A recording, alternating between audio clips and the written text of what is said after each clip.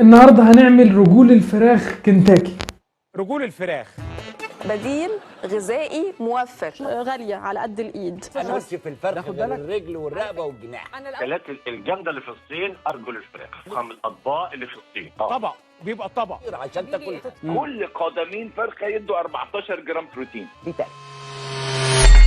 اوكي، تعالوا نعمل رجول فراخ طالما فيها بروتين. النهارده رحت اشتريت رجول فراخ بما ان اسعار الصدور وصلت 120 و130 جنيه للكيلو، وانا الصراحه يعني اسمي اسلام احمد بس مش احمد ابو هشيمه. صدر اخرى يعني حاجه هما الناس بدات تعلن عليها الفتره دي في مصر.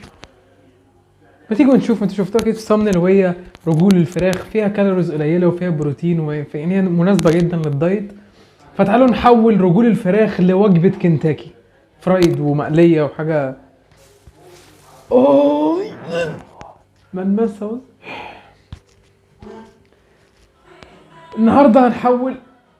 النهارده هنعمل رجول الفراخ كنتاكي. يلا بينا. انا كداب والله العظيم، أنا حتى قلت اعملهم بالزيت، اعملهم مقليين واتبلهم الزيت خلصان. nothing exists.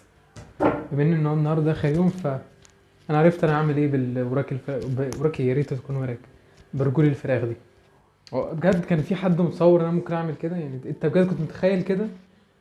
احنا بجد وصلنا لمنطقة او لفترة ربنا يتولانا. انا متقبل الشتيمة وانا عارف اللي اعمل كليك بيت وكل حاجة، بس سلام.